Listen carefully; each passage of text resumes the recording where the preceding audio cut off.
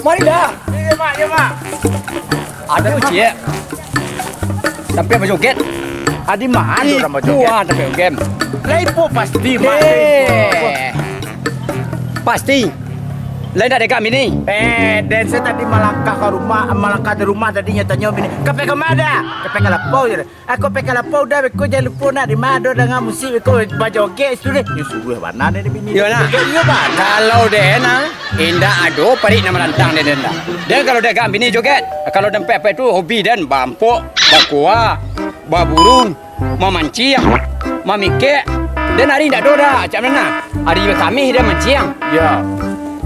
Hari Rabu dia burung. Ya. Hari Jumaat tu serana. Ya betul. Hari Sabtu dia mikir burung. Ya. Jadi hari tu tak ada namperai dah. Ada pesannya ke anda. Itu makanya awak kau tak takut ada bini dah. Dia pipi tak cukup pasti nak sangkai lepas lah. Lah, sesuai dah nama.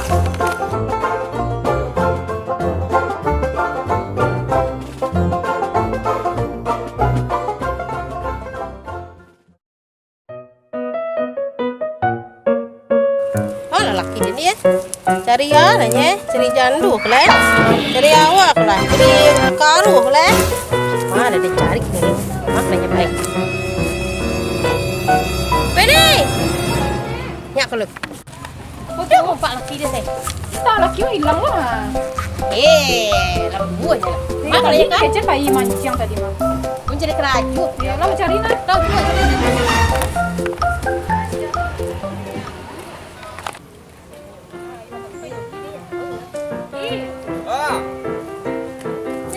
Ada tak?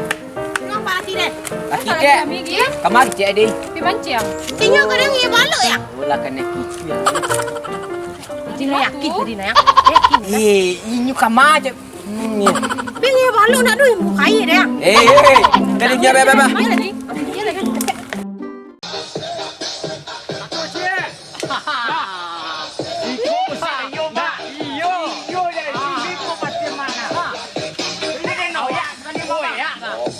Awak lah dia gagam bini lah.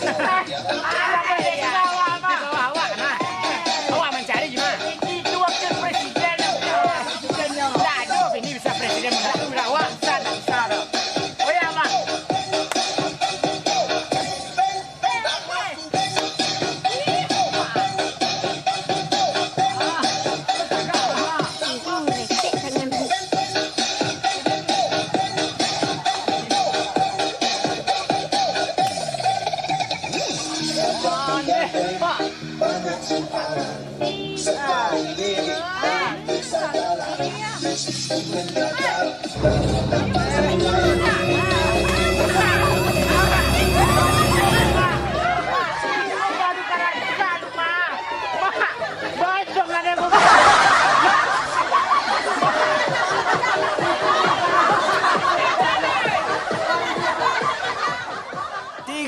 Jangan lupa tonton Lawak Indah sampai lebih 5 kurang.